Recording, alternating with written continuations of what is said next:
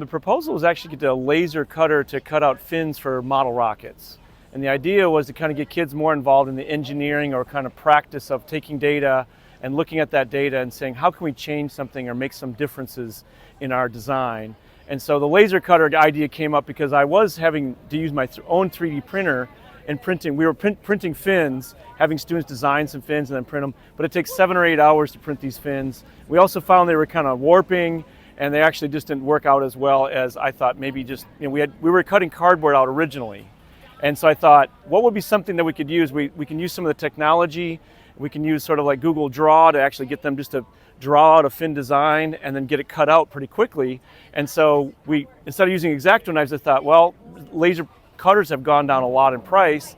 And so I decided to implement this idea of cutting out fins with a laser cutter. And so within a couple minutes, students can actually take their design and have it cut out of this thin balsa wood, and then we can glue them to our model rockets that we're using in my physics class. This has been something I've kind of needed. I've been having a project for the last 5 years I've been working on with kind of involving rockets, looking at forces, looking at graphs, data, and this is just one component for them to design their own fins for their rockets. Well, I'm in the cooperative, so I've gotten things in the actual mail where it's in my bill, so I thought, oh, that's interesting. And then we also had a teacher at our school get a grant, was it a couple years ago, I guess, for the Marine Science Department, so yeah.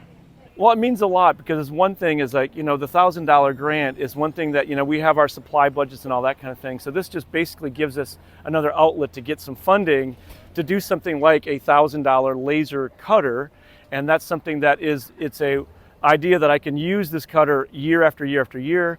And it's just other funding that the school doesn't have to put up for that actual particular piece of equipment. So I really enjoy the co-op, the idea of community, and the idea that we're a co-op, so it's a nonprofit kind of thing where we're all part of that group. So I like it a lot. It's actually been very good because all our cables are buried, and so it's actually quite convenient that we don't have storms. And my other place, we had lines that were out on poles, and we tended to have some more issues. But no, we have very few times that the power goes out. So I am the co-op. I am Mid Carolina Electric.